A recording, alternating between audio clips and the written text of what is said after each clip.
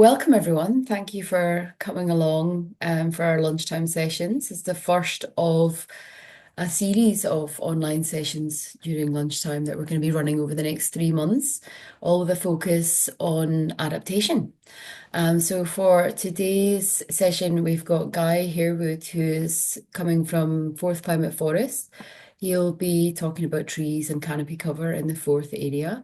Unfortunately, Max from TreeLink wasn't able to attend today, but luckily Guy is on is the trustee of TreeLink, so he'll be able to answer some questions and give some information about the wonderful work that TreeLink is also doing. Guy's going to chat for maybe 20 minutes or so, and then there'll be plenty of time for discussion and questions. Feel free, if a question comes up, to just pop it in the chat, and we'll make sure that we ask that after Guy's presented. So yeah, we are running this in line with our Climate Action Hub. I'm very fortunate to deliver the Scottish Government's Climate Action Hub programme. And this is based around the Forth Valley. So we're going to be talking about some of the wonderful solutions that we're looking to cover in adaptation in this area. So please keep an eye on our Eventbrite page and sign up to any of the next events as they come up over the next few months. And also keep an eye on our FEL website, and you can sign up to our free membership, and we'll keep you up to date on anything that's coming up in the future. So I would like to hand you over to Guy Harewood. Thank you. Right, I will share this presentation with you.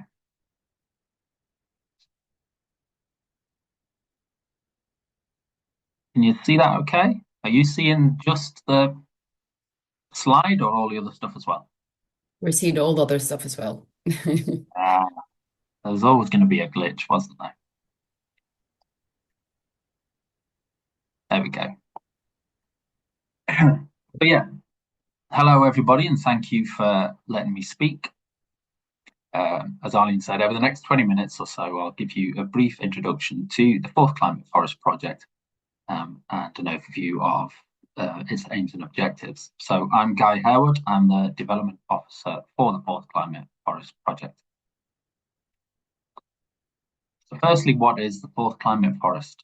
At its most basic, it's a tree planting initiative that aims to combat the twin crises of climate change and biodiversity loss. It's focused around 4 key themes that you can see there, the 4 C's of community, canopy, connectivity, and carbon. And each of these themes has its own associated aims and objectives. Forth Climate Forest is a 10-year initiative. We began in 2023, so quite recently, and will run hopefully until at least 2033, maybe beyond. So the headline figure you can see there is that we will aim to plant 16 million trees within the project area over the next 8 and a bit years. Just to clarify, the Forth Climate Forest team, won't be planting all those trees. We'll be working with partners to ensure that 16 million trees, or 8,000 hectares of woodland, are planted within our project area within that 10-year time frame. And that is basically our geographic share of national targets for tree planting and woodland creation within Scotland. We also have aims to increase urban tree canopy, to increase woodland habitat connectivity, and overall woodland cover. And crucially, to increase people's knowledge and appreciation of trees and the benefits that they provide. An important aspect of Forth Climate Forest is that it's a partnership initiative. We're hosted by the University of Stirling, the team's employed by the university, and we're run through Scotland's International Environment Centre. We're funded by the folks you can see there, primarily by the Woodland Trust, but also by Scottish Forestry and Clackmannanshire, Falkirk and Stirling councils, along with in-kind contributions from the Loch Lomond and the Trossachs National Park. Let me briefly mention a bit more about Scotland's International Environment Centre, or SIEC for short. As I said, it's run by the University of Stirling and funded through the Stirling and Clackmannanshire City Region deal. It therefore aims to help Scottish Government deliver against its net zero and just transition commitments. It has a range of activities grouped under 4 areas of work. The 4th Climate Forest, as you can see there, sits under the Climate Ready Landscapes theme. Other notable projects to mention, also under Climate Ready Landscapes, we have 4th ERA, or the 4th Environment Resilience Array, which is a digital observatory which has deployed automatic sensors and is utilising satellite data to monitor air and water quality, biodiversity, and carbon exchange in the landscape, amongst other things. We have our net zero business support team, who are helping businesses reduce their carbon footprint and work towards net zero. Under healthy land, air and water, we have Hydronation Chair, which is a research and innovation programme to bring together Scotland's water sector to drive towards net zero. And SIEC also runs the Young Pathfinders programme, which is open to secondary schools across Stirling and Clacks, and hopefully soon Falkirk too. Participants are helped to develop their environmental awareness. They increase their green skills and knowledge of green career options and gain employability and enterprise skills too. They participate in a range of activities, run some at the university where they work with our academics, some Forth Valley College in Alloa, our base there, where they get to work with partner organisations, and as well as undertaking practical conservation work in the outdoors. But back to the 4th Climate Forest. The project covers the Clackmannanshire, Falkirk and Stirling Council areas, and therefore includes a good chunk, about 60% of the Loch Lomond and the Trossachs National Park. It's worth mentioning, while I've got the map up here, that to the southwest we are bordered by the Clyde Climate Forest, which covers the 8 local authority areas that make up the greater Glasgow and Clyde Valley region. And to the east by the newly formed Fife Climate Forest, which covers the Fife Council area. So there are now climate forest projects stretching from the west to east coast of Scotland across the Central Belt. This slide shows the settlements that form the focus of our Canopy and community activities. The green blobs there are the urban areas within our project area. You can see there's a cluster down on the right-hand side around Falkirk, Stirling and Alloa, much less so in the rural Stirling area. The images on the right are from Tillicootree, one of the Hillfoots villages in Clackmannanshire. The top image shows a street with absolutely no tree canopy cover, and therefore those residences are going to suffer from extreme heat and be inundated when there's extreme rainfall. The bottom image, as I say again from Tillicootree, shows a more established mature tree canopy that can provide shade and intercept rainfall, and therefore help to alleviate some of the extremes of climate change. So we're actively working with communities and partners to plant trees in all of those settlements to help increase the urban tree canopy.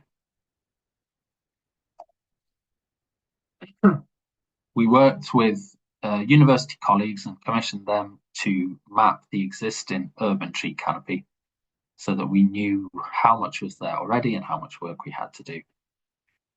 They did this by training an artificial intelligence model to identify and quantify trees in urban areas and green spaces. The image you can see there is taken from the outputs of that model, and it shows an area of Alloa. The model was brilliant in terms of identifying the trees and measuring the area of tree canopy that they provide. And it allows us, as I say, to get that baseline within any boundary to say how many trees there are and what level of canopy they provide, but not much beyond that. Beyond that, they are circles on a map, and there is much more that can be done. So we are working at the moment to develop a web portal that will allow volunteers to add valuable data to those points, to add tree species information, to add an approximation of tree health, and to provide some basic measurements, such as circumference of the trunk. So that'll allow us to then understand more about the makeup of our tree canopy in terms of its species diversity and age diversity, and therefore plan for future anticipated impacts. To do this can be done by volunteers who will be able to go out and add this data, and will allow us to ultimately create a tree map for the project area and for each of the settlements within that area, similar to the tree maps that already exist for places like Edinburgh, London, New York, and Melbourne. The analysis has shown that there are over 170,000 trees that have been mapped within the settlements within the Fourth Climate Forest Project area. So it's a significant citizen science opportunity.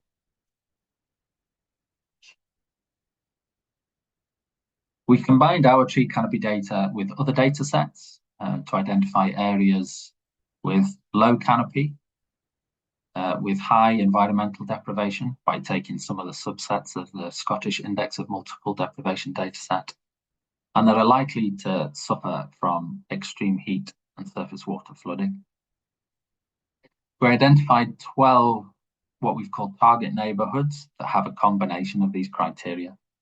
They're shown on the map there, but just for clarity, within Clackmannanshire, we've got Alloa, Socky, Tullibody, and Clackmannan.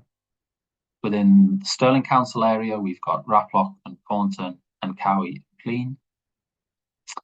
And within the Falkirk Council area, we've got Grangemouth, and then the community council areas of Bainsford, Langleys, and New Carron, Grahamston, Middlefield and Westfield, Camelin, Bantaskin, and Tamfer Hill.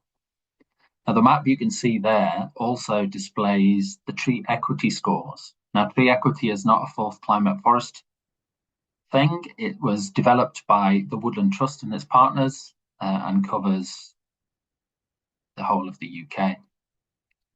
It utilised different data. So whereas we utilise data that from our own analysis, the tree equity score is based upon Google data to calculate tree canopy cover.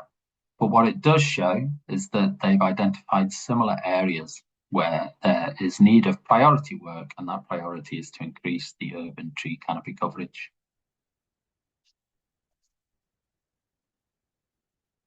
So the Fourth Climate Forest canopy and community targets are shown on the slide here. The top line is to increase our urban tree canopy to 20%. And 20% is generally accepted to be the minimum amount of tree canopy cover that you need to alleviate some of the anticipated impacts of climate change. Now, to increase our tree canopy, we don't just need to plant new trees, we need to protect those that we already have. And that's where the second point of increasing the knowledge and appreciation within communities, as well as landowners and land managers, of the importance of trees is key. And the third point there is about providing opportunities for everyone to be involved, whether that's through the citizen science opportunities that I mentioned previously, or through more practical tree planting opportunities within these communities. Our canopy data, as I say, provided a baseline from which we can measure progress. And what that baseline shows, as you might expect, is that the tree canopy across our settlements is massively variable. There are a few that have achieved or exceeded that 20% target. One example is the top slide there, which is a snapshot of an area of Tullibody that has over 20% tree canopy cover. Most areas are around 8 to 12%, but some are as low as 2%. And the image at the bottom on the left-hand side of the red line is a data zone within Cornton, which has 2% canopy cover. What you'll also notice, though, is that to the right-hand side of that red line, that's Causeway Head, not one of our priority or target neighbourhoods, but as you can see, suffering from low levels of tree canopy cover too.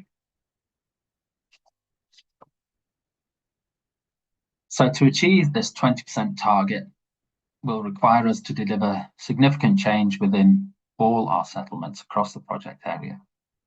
But we've analysed the data and we know how many trees we need to plant and where they need to be planted in terms of which communities they need to be planted within.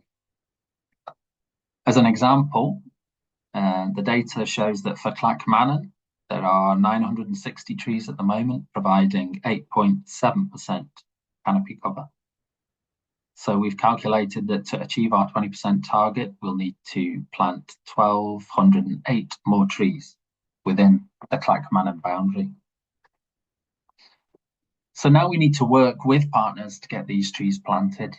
And that's where presentations like this come in handy, so that we can see who is wanting to work with us, whose activities align with ours, and who we can pool resources with to get the most out of the work that we're doing.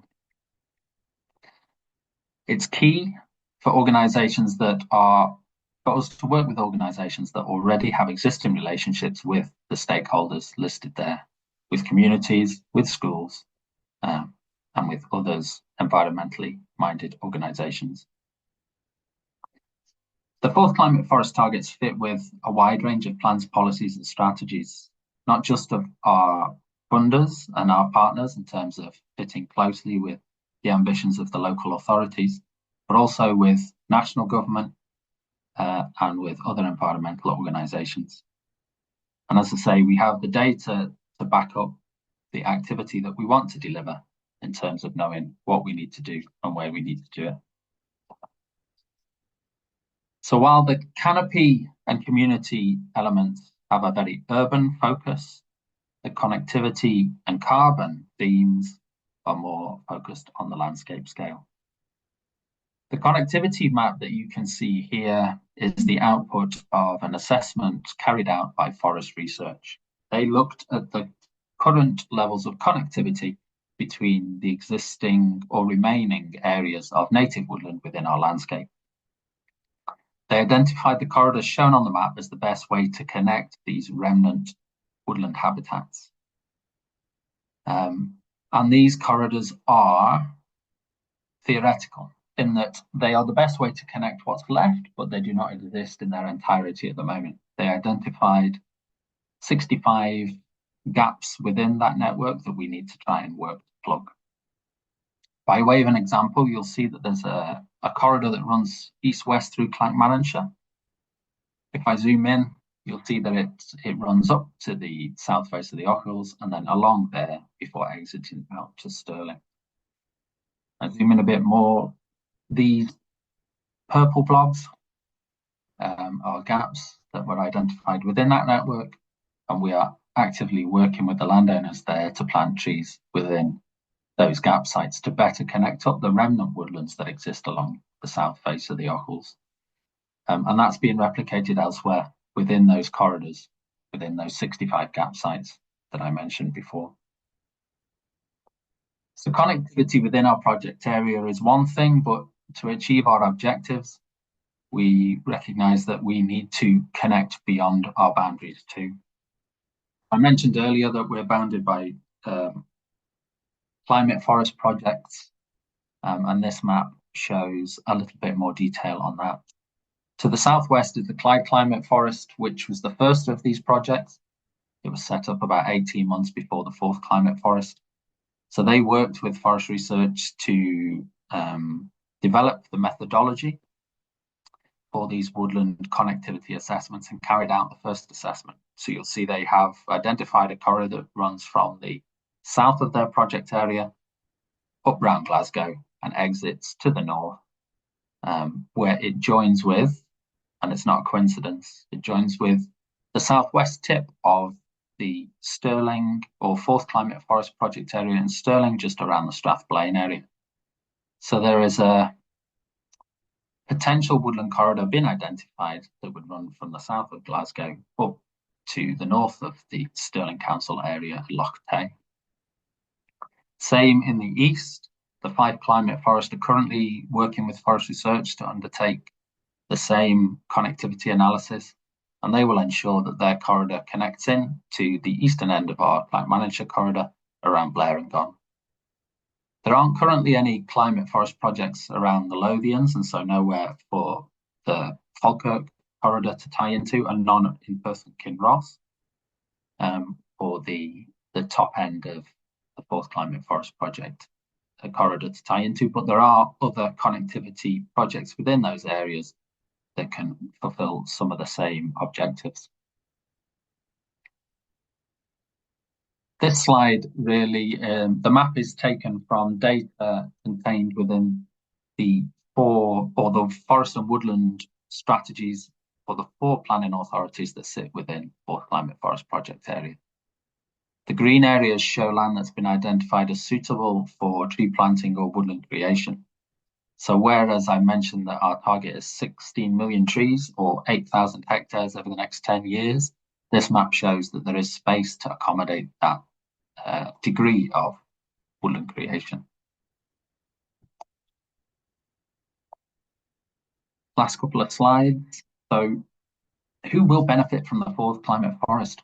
If we deliver it properly, and hopefully we will, everybody has the opportunity to benefit.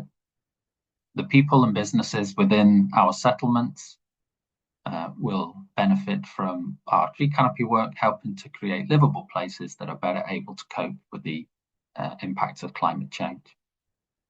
Wildlife will be able to survive and thrive as we work to develop robust woodland ecological networks throughout our landscape.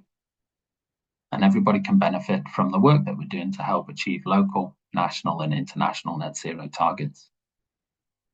And everyone can contribute. As I've said before, the fourth climate forest is a partnership initiative. We're already working with a range of stakeholders you can see there, and hopefully there will be more opportunities for more folk to get involved as the project progresses. So I've put up the team there just to show you that we are a small team. For clarity, I'm the development officer and have a focus on the landscape scale side of things. We have Sandra, who's our communities and canopies officer, and Douglas, who's the director of the project. Now, I mentioned some big significant work that we need to do. 16 million trees, 20% tree canopy cover across all our communities. And they are ambitious, and they're ambitious because we're in the middle of the twin crises of climate change and biodiversity loss. So we need to be doing a lot, and we need to be doing it quickly. But we do believe that those targets are achievable, and that by working in partnership with others, we can get a lot done. So that is the end of my presentation. Thanks for listening, and I'm happy to take questions. Guy, thank you very much for that really informative and ambitious discussion. It's very exciting. I have a couple of questions, actually, quite a wider scale question and then more specific. So there's obviously just a few of these climate forests really wonderfully connecting up as well. That's wonderful. The woodland network. It gives me a lot of joy in my heart to know that that's happening. But I wonder what the scope is for more climate forests to be developed across Scotland. Are there plans? I know there's obviously a lot of rewilding happening up in the north, and just wondering whether this model is being replicated or if there are other models that are being used. Yeah, there's talk of more climate forests being developed. There has been talk of them happening around the Lothians previously, and talk around Perth and Kinross. But as I mentioned, there are other projects that are achieving many of the same aims. Maybe not all of them, but in terms of woodland connectivity, there's a project, for example, called the Perth Nature Connections Partnership, who are looking to connect the Cairngorms National Park to the Loch Lomond and the Trossachs National Park.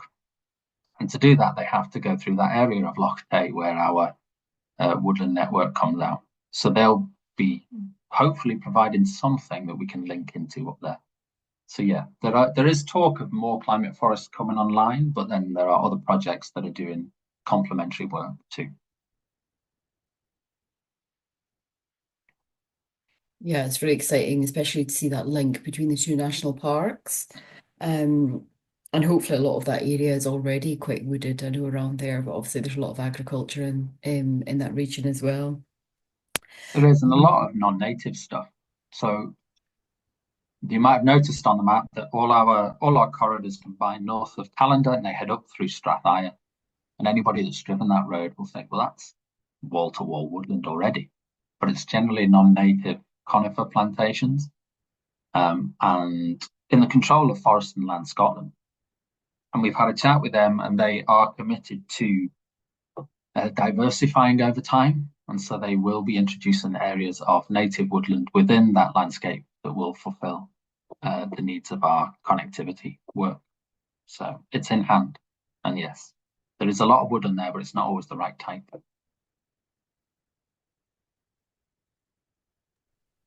Yeah, that's also really good to hear because it can have a knock-on effect in the region in flooding, especially because the banks of the lochs are all plantation and they're not absorbing any water. So it's really good to hear that there are plans as time goes on to replace that with more native species. Is that a priority that you have within the Fourth Climate Forest to focus on native broadleaf or mixed broadleaf? Yeah, because to deliver the biodiversity benefits, we need to have native trees rather than non-native conifers. And we need a variety of trees as well, which you don't generally get within the conifer plantations. So yeah, our focus is on native, generally broadleaves, but a bit of Scots pine in there as well, as opposed to non-native trees. Fantastic. And my more specific question is how can our communities get involved? So I love that one of your outcomes is to have more knowledge and an appetite or appreciation for trees. This love that so many of us already have. And I wonder how people might get involved in the citizen science aspect, or if you are also delivering kind of engagement events for people to learn about trees or to grow that appreciation of trees that's much needed because there's definitely a lack of that awareness in some sectors of our communities. There's two elements to it. As I say, there's not a single settlement within our project area that achieves that 20% tree canopy cover. There are sections within some communities that do, but not our community as a whole.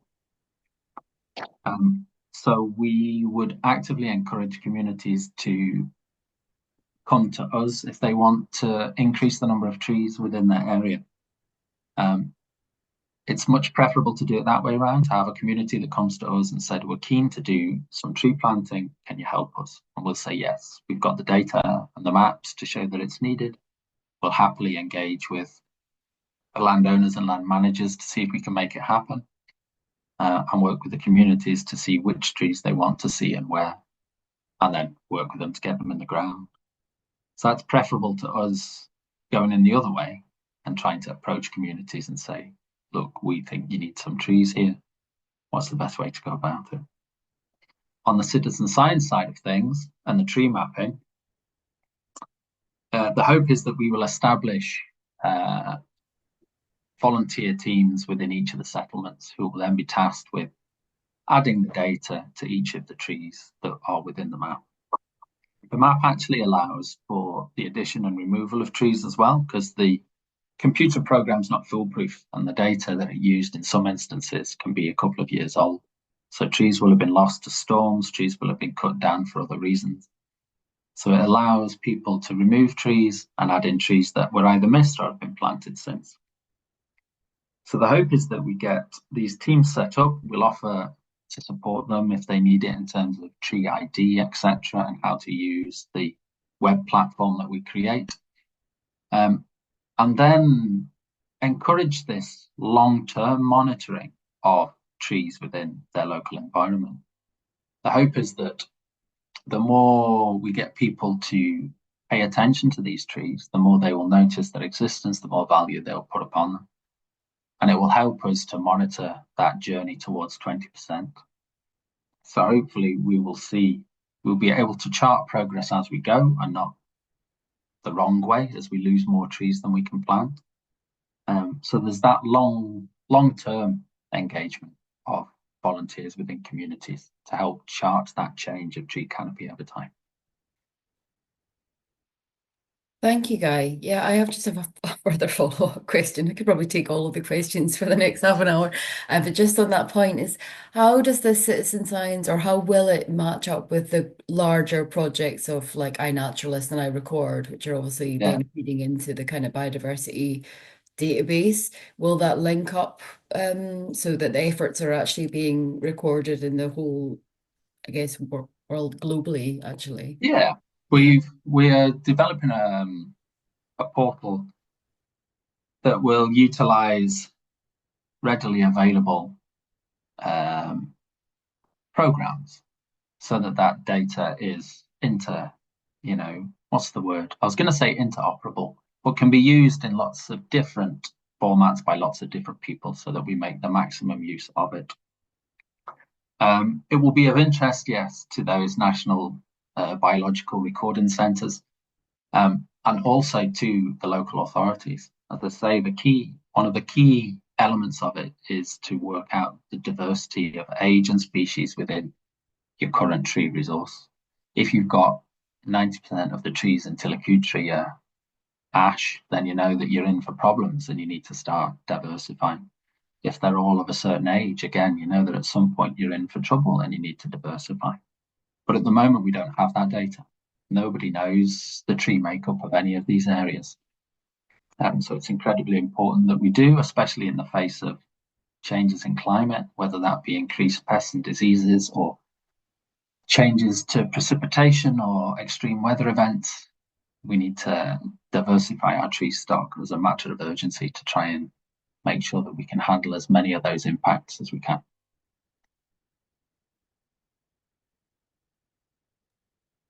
Fantastic. Yeah, I think the mapping, I think what they found with ash especially is that if it's within a broadleaf or a mixed woodland, the dieback can pass over and often can be unaffected. So by mapping that out, we can then understand, the pests and diseases that are coming over and how they're being affected based on the diversity of that area. So yeah, very interested in working with our communities to help them to work through citizen science techniques because we're being so affected by what's happening to our trees and our landscape that people are very passionate about it. We're really understanding that as we move into a more of a adaptation phase of our hub. There's a real interest in communities being able to feed that in and for that to make a real difference. So yeah, we really appreciate that. So I look forward to being able to promote that through our work as well. So we've got a question from Steve. So who does the woodland management after the trees are planted? It generally passes over to the landowner, especially within the urban settings. Within urban settings, a lot of the green spaces that remain are within the control of local authorities. Because they're our partners in the project, we work closely with them to ensure that we get the trees in a way that they are then happy to look after afterwards. We do work with organisations to manage the trees in the first few years if the council can't take them on, to make sure they get through that establishment phase and to increase survival rates. Obviously, once we go out into the wider landscape, those projects tend to be larger in scale, tend to be funded by national funding programs such as the Forestry Grant Scheme, and therefore they're managed in line with that.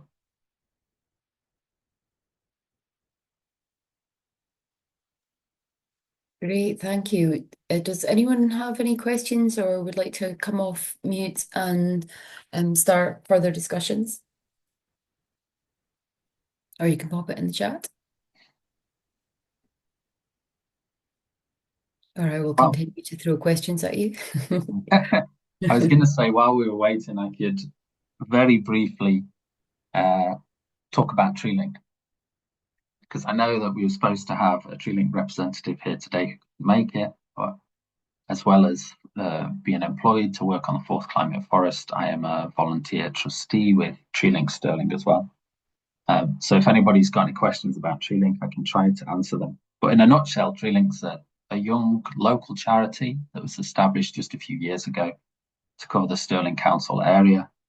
and works to connect trees and people. So again, there's a lot of overlap with what I've been saying in terms of increasing the number of trees within our landscape and increasing people's appreciation of the trees within our landscape. So they work a lot with volunteers. They do a lot of advocacy as well, championing trees. But they've got a few key things that I thought I would just mention. They have a community tree nursery located in Stirling, where they grow on trees from seed that volunteers have collected. And they have, as part of that, they have what they call their dispersed growers network. So they will gather and prepare seeds and then distribute them to volunteers who will grow them on in their own gardens or greenhouses, and then pop them back to TreeLink, who will then distribute them to where they're needed. They're running a couple of tree giveaway projects. They've got a nut and fruit tree giveaway focused on a couple of areas of Stirling, and they offer free trees for babies. So anybody that's got a baby or a toddler can apply to get a tree to mark the birth of that child.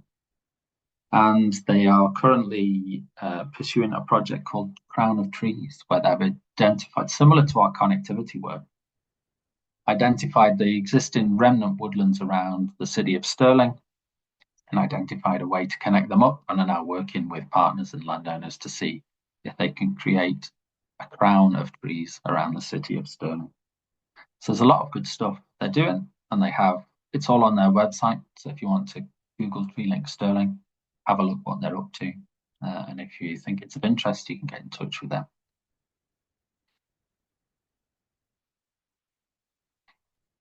Fantastic. And when we upload this to our own website, we'll also include some links to some useful resources and to Fourth Climate Forest and the TreeLink. Just taking this time now to to ask further questions. I'm really interested in, it's wonderful the work that is being done in tree planting, but there is often a focus in on just getting the big guys, getting the trees because of their ability, obviously, to for carbon sequestration and for flood prevention and whatnot. That is there. I mean, in the bid for a return to a more biodiverse habitat, we'll say, is there scope for funding even or for looking at scrub as an area of tree management? Because naturally through succession, obviously the scrubs that are that develop around trees to allow them to grow so they don't get predated on, which is our biggest issue, is predation from mainly from deer. And I wonder if that's something that you're looking into as a way to not have that concern with the management afterwards and not have to put the plastic or alternative source of tree guard on.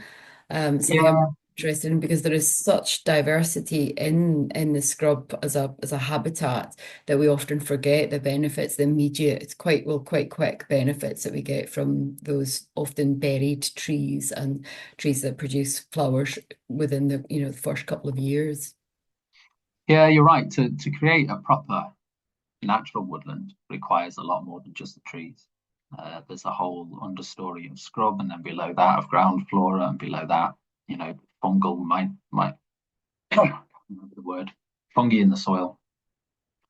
And so yes, a lot of what you can do depends on the funding stream that you access to do it. So forestry grant scheme is very good at getting trees in the ground and not so good at doing the other stuff. The other grant schemes that were available briefly, the Nature Restoration Fund, etc., gave you more flexibility to do wider biodiversity works than just get trees in the ground. And we are currently experimenting with a few different ways of introducing small pockets of trees into areas to act as future seed sources where we don't have the money to do large scale schemes. But we're also working with other organizations because we recognize that if we're changing the land management to allow trees, that can easily also allow the introduction of wildflowers, etc. And So many Pierre, articles, there are a other couple of things. organizations that are looking at introducing or reintroducing rare plants, such as sticky catch fly and common rock rose. And there's nothing to prevent those going into the same sorts of areas that we're looking at for woodland creation. And yeah, if slightly off topic, but Bug Life created beelines and they identified these pollinator corridors. And we had a good chat with them because the two things can massively overlap. Trees are great for pollinators. And so by bearing that in mind when we're doing the work we do, we can tick their box as well as ours. So yeah, and we're also looking at introducing trees into existing areas of scrub, as you say, because they are a natural protection against grazers and reduces the amount of plastic that we have to introduce into the environment.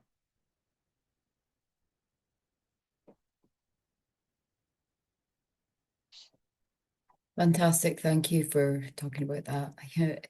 So we've got a question here. So in terms of the diversity of tree species, how do you figure out the makeup of species variety in a certain area? So for the urban areas where we have our tree map, that will be the focus of our citizen science engagement. So enabling either using people who already know how to do tree ID or training people to do the required level of tree ID to be able to go out and identify trees within urban settings and therefore work out what the makeup of those species are. Now, we're not going to probably get down into varieties of species. We'll be talking broad species groups so that we know roughly the makeup of the trees within our urban settings. Within the wider landscape, there's already a wealth of information through the likes of the Native Woodland Survey of Scotland that have mapped everything over, I think it's half a hectare, and give an indication of the species makeup and the canopy cover and the maturity of all of those woodlands across Scotland. Now, it was a snapshot in time and it's a few years old now, but it does have a wealth of information on the species variety within the wider landscape. So again, you could go and have a look at that if it's of interest. Great. And I've got a question from Stephen. Is there a percentage planned in more urban areas in ways of tree planting and canopy cover in avenued areas? Say there will need to be tree planting everywhere. And not one of our settlements has achieved that 20% threshold. And 20% is the minimum. There are people that are advocating 30% tree canopy cover. But if we can achieve 20, we'll be getting somewhere. And yes, within that, there's a recognition that there are easy wins where you can introduce trees into soft areas, into parks, into road verges, etc. But also, the trees deliver the biggest benefit if they're closest to the issue. And a lot of the issue in urban areas will be hard landscaping, both through its impermeability for rainfall and its contribution to urban heat island effect. So there is a recognition that we need to introduce trees into areas of hard landscaping. And that's where the significant cost arises. You can plant a tree in a park for a few pounds to get a street tree retrofitted into an area of hard landscaping can cost thousands. So those are the tricky conversations that we need to have with particularly the local authorities across the area. Yeah, it's a big question is working collaboratively to make the biggest impact. And I'm wondering like how much the local authorities have plans in sustainable urban drainage and how much you are working with them to make sure that there's tree planting within that as well as the usual kind of reed beddy type things. Yeah. So They are clued into it. They have to be now. And there are some good examples of major projects that have included tree planting that historically may not have done. One example is the Walk Cycle Live project in Stirling, which is a major active travel network improvement throughout the city. And it has a good number of trees. It's not as many as I would have included, but an ecologist, not a roads engineer. But there are certainly more trees than there would have been if that project had been delivered 5 or 10 years ago. So we're moving in the right direction, and there will be projects that don't deliver significant numbers of trees, but we are seeing them included in more projects than we would have done in the past, and we'll continue to work with our local authority partners to make sure that trees are included to the greatest extent possible in projects going forward. I would ask if anyone's got any further questions, pop them in the chat or come off mute. That'd be fantastic. I have a question about there's the Species on the Edge project, a large kind of Nature Scot run project, identified sort of, I think it's 37 species, mainly sort of animals rather than plants, is working with numerous charities, including Bug Life, you mentioned, and Plant Life, and everyone you can imagine that should be at the table. But it's delivering only in coastal communities, generally in habitats that are threatened, such as coastal, the Macar, and sort of grasslands. And I wonder if you're part of, or if there are plans for something more with specific habitat of woodland edge, riparian woodland. Yeah, so I wonder if you know if there's something happening on a larger scale of collaboration with one of these charities. The woodland connectivity maps that I showed you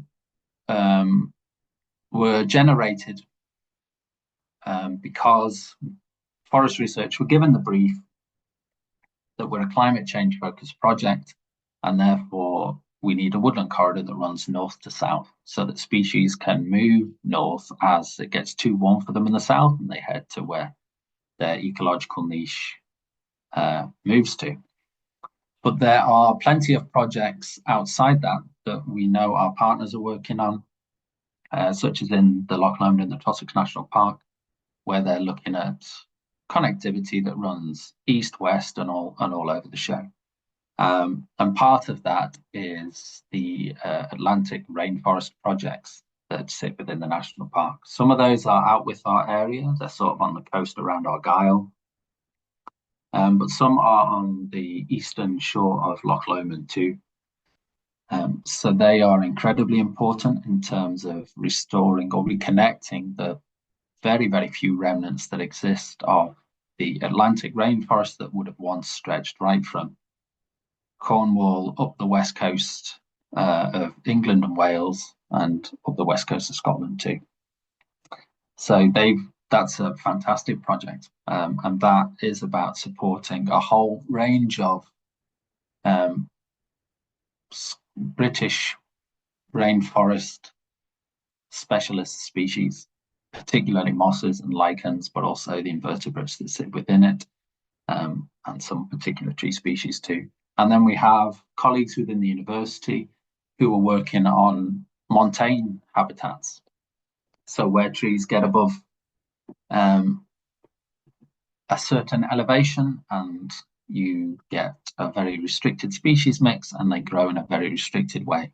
So looking at dwarf willows and upland birches and things that make up these very rare montane woodland habitats that are not much more than scrub that have been obliterated over the years and are in dire need of restoration and reintroduction.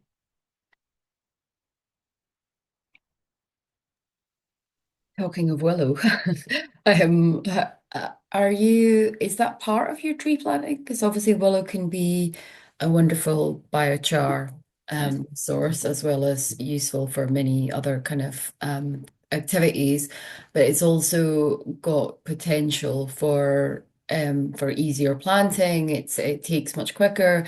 I often think it could be a really good solution for balsam, for a lot of our invasive species that are down usually on the river banks. Is this something that you might be involved in, or is it not quite? Yeah, it's about choosing the right trees for the right place. So, as I say, once you're getting up in your elevations, there are specific suites of species and subspecies that you choose to fit those habitat conditions. And it's the same at lower levels. Wetter areas, you'll choose your willows and your alders, etc. And drier areas, you'll choose other stuff. So yes, there's a there's no species that's ruled out, no native species that's ruled out. A lot of it comes down to the specific site conditions and what tree is going to be best suited for that location.